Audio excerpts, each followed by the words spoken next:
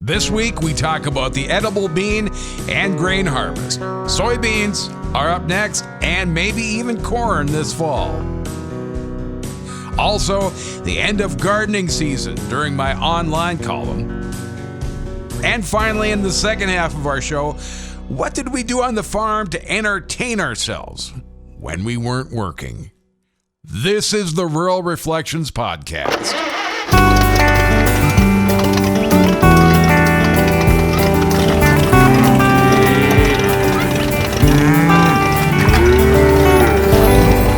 Welcome to another edition of the Rural Reflections Podcast. Dave Nelson's in Carrington, North Dakota. I'm Grant Nelson. I'm here at the studios of Thief River Falls Radio. Hello, Dave. How are you doing today? Oh, pretty good. Can't complain. I guess we had probably our warmest night for a long time, and supposed to be around 80 again today. So it's a different heat in the fall when it's 80 degrees. It's only there for a little while, and there's usually some briskness to the air. So it's been nice. We still would like some rain, but you can't complain about the nice weather either. You know, I know exactly what you mean about the heat, because in the summer when you get an 80-degree day, it's like a big, thick slab of heat. Whereas in the fall, when you get 80-degree day, it's like just this little thin, perfect American cheese wrapped in cellophane type of heat. It's just the single serving size. It's absolutely perfect. We've been had some decent days around here. I think it's going to be 76 today is what we're looking at. And, of course, everybody's just gone through the fields and absolutely decimated the wheat that's gone. I mean, chisel plowing is almost done around here, too. And people are getting ready for beans next week. I think we'll start seeing some bean combining, certainly Tuesday or Wednesday, I would think, in our area. How about you? Well, yeah, edible beans have been coming off here and there. You know, some people are actually getting close to done with their edible beans, but the soybeans are, I think a lot of people planted early varieties, you know, so there's some real variance in them, which is kind of what they want. I mean, they like to get started on something early and just kind of have it gradually ripening as they go. And the frosts that we had pretty much stopped any growing anyway. Stems are still green on some of it, but there's people pecking away at a little bit of soybeans here and there. They have to have a wet truckload or two around that they can talk about. So it's getting started here. And then how about at the shop? Has it been busy there? Yes, it's very steady. About the time I think I'm going to run out of work, we're overwhelmed, you know, so it's real steady. There's something going on all the time. Yeah. Seems like that around here too. I mean, this is the first summer, I think, that in fall where people have actually had a pattern to how they were doing things. You know, after the last couple of years, particularly last year, there was no rhyme or reason. It was like, take whatever you can get a combine to run through and go with it. This year, it seems like we did our small grains. We got the chisel plowing done.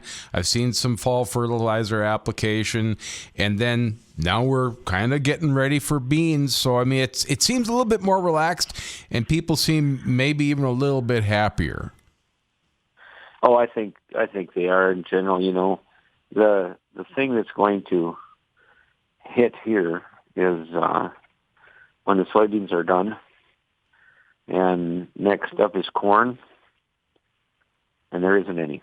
You know, So it's going to be a period there where normally we'd be combining that we won't. It's almost going to be like in the old days, you know, where you were done at the middle of October with everything or that. So it's going to be kind of interesting after we're done with soybeans here, see what happens.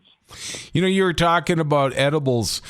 We actually have edibles still in the area. We were talking to John Nelson from Farm Service Agency the other day, and I believe he had said 4,500 acres in Marshall County, which doesn't sound like a lot, but I would have guessed there was absolutely none. You have quite a bit of edible beans out there in the Carrington area?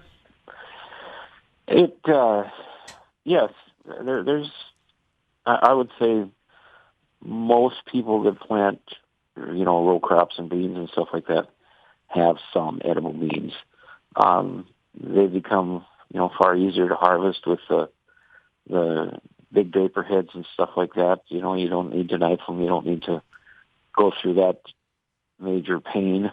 So they've been much more popular, and of course there was a price for them this year on a contract that was far better than it's been in the past. So they planted for their contract, and then everybody wants a little bit for the open market because they figure if the contract's high, the open market's going to be even higher, or as high. And so there's many people that have some. It's never I shouldn't say that. There are some people that probably grow as many edible beans as they do soybeans, just because they're in an area where, bean growth is strong and there's bean processing going on and stuff like that. But there's a lot of people have a few acres of them.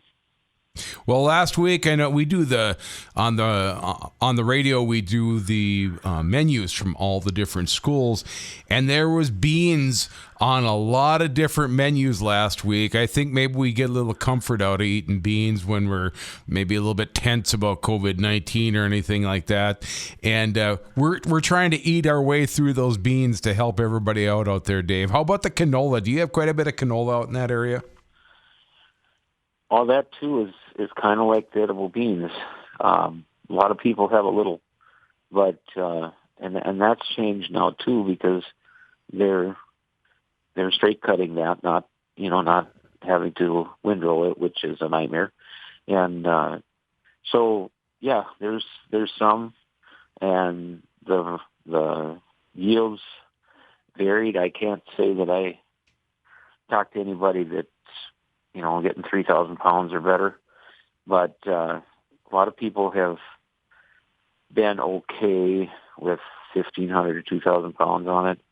And I've heard a couple of people say that theirs didn't go very well. So it's up and down yields on it. But yeah, a lot of people have a little of that too. All right, Dave, let's take a quick break for my online column. And then when we come back, we're going to talk about what we kids did back in the day to keep ourselves entertained on the farm. Well, at least when we weren't working, what we did to keep ourselves entertained. We'll be back.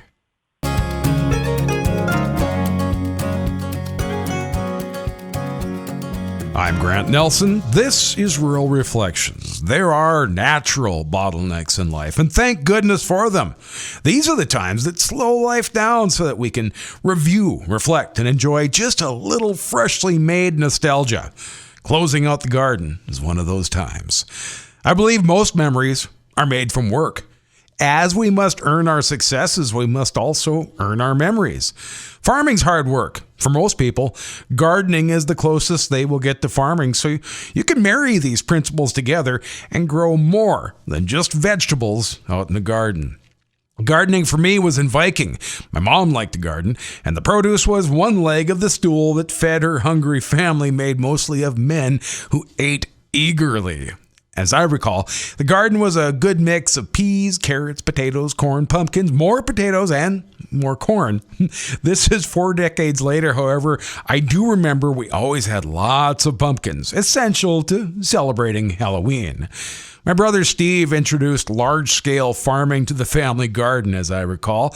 It began when sweet corn was planted in a few rows next to the road, along with the silage corn. The scale of any project means nothing to a good farmer, and soon producing corn using commercial methods seeped back into the original garden as standardized row width was introduced in order to facilitate mechanized weeding. Now, with standardized row width, we could use the corn cultivator to clean in between rows and vegetables.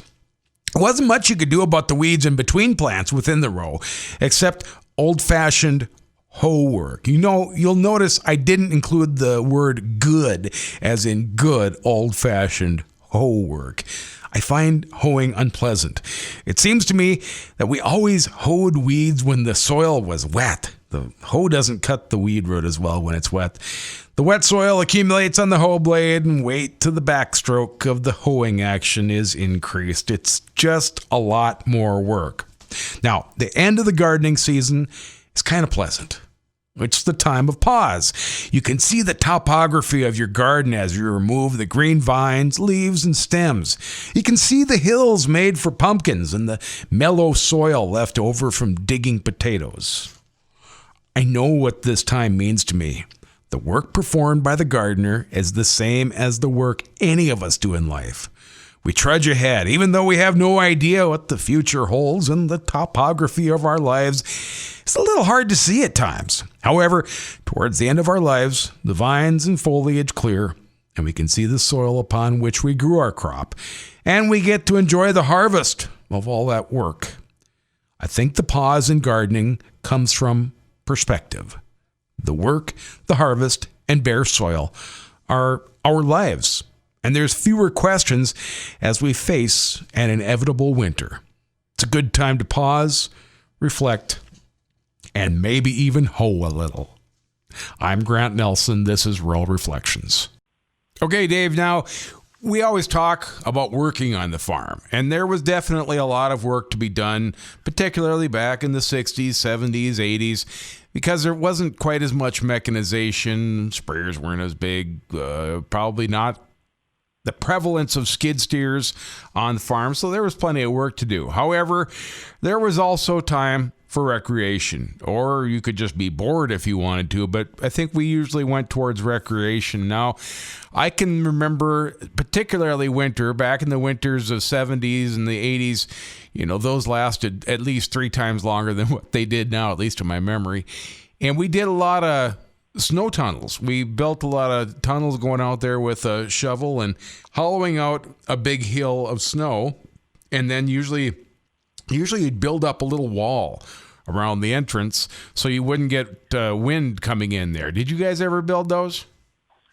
Oh, yeah, we did. And it was amazing how warm it was inside of one of those, in my mind anyway.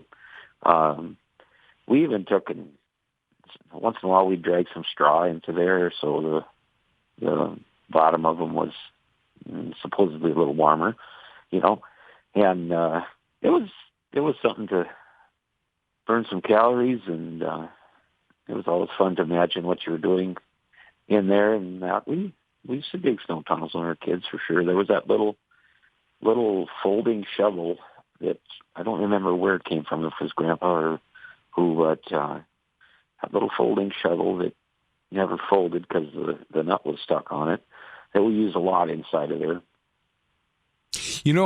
That was the Grandpa shovel, and I believe I have that shovel at my place. It just sits there as a relic of the past, but it was good for digging out snow forts. I remember bringing the dogs in there. They're always nice to have your pup in there with you. Yeah, that was a fun thing to do in the wintertime. We did one thing that was a little bit weird in the wintertime, but Dad would always, when he was taking the manure out to the field to spread it, he'd let us hook the sled behind the manure spreader for the drive out to the field.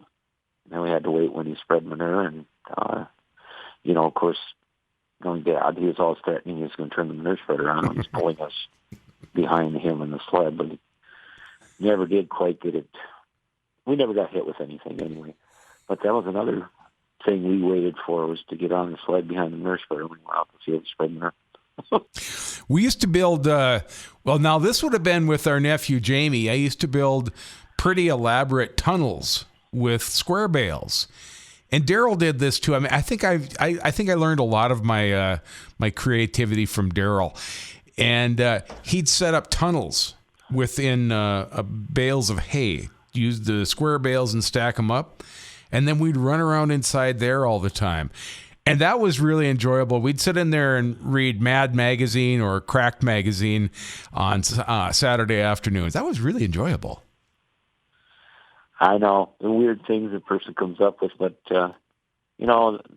when you're forced into creativity or boredom, either one, it's amazing what you can come up with, because boredom only goes so long, and you got to get up and do something. So yeah, we used to come up with some things to do. I used to chase Stephen around and threaten I was going to do something to him, and he was usually a pretty tough competitor. He used to throw things at me when I was chasing him or whatever. So we used to do all kinds of stuff. We used to build forts out in the trees. We had lots of broken down trees that we could build a fort out of, and a lot of them, you'd get the walls up and never could figure out how to put a decent roof on them. So we had forts with 4 walls and no roof, and it was fun and something to do. And we had lots of twine around to tie and lash wood together because of all the bales. So yeah, we used to build forts, and I don't know, there's just all kinds of things that you could do when you had a couple hours to spare. You're talking about bale twine. I used to sit and weave bale twine into rope. That was kind of fun. Did you ever do that? Yeah. Well, I never got into the rope making because all I would ever do is braid it. Yep. But we still used them for whatever. You just braid 3 pieces of it together, and you had a little bigger piece of twine. You could tie something off. It looked like a rope. So, yeah, I used to do that. And then the other thing that I did was, as a kid, I'd build birdhouses. I know Daryl thought I was losing my mind. I built so many birdhouses. But if there was some scrap wood around, I'd get out a bracing bit, and I'd cut a hole into the front and then put that inside of basically a box. I mean, I just designed whatever I saw, or I'd look in the encyclopedia. And then I'd build myself a birdhouse and go hang it somewhere in the woods. I'm sure those are all probably rotted off now. But even nowadays, if I'm feeling a little bit bored and I have some scrap wood sitting around, it's like, well, let's build a birdhouse. That's something to do. Well, Grandpa Zavro used to, every scrap of wood that existed, he had in a pail or in a pigeonhole in his garage or somewhere in his basement, whatever. But, and he'd build a birdhouse out of nothing, those old fruit boxes, plum boxes, and that kind of thing, or grape boxes. They always had this thin board on the side and on the bottoms, and then there's a couple of thicker ones on the ends. And he used to take those apart and make them into lots of different little things, birdhouses and things like that. So yeah, that's family creation, apparently. Mm-hmm. Nowadays, when we get bored, we make podcasts instead. So that's what we're doing right now. You got anything else for us there, Dave? Oh, I guess not.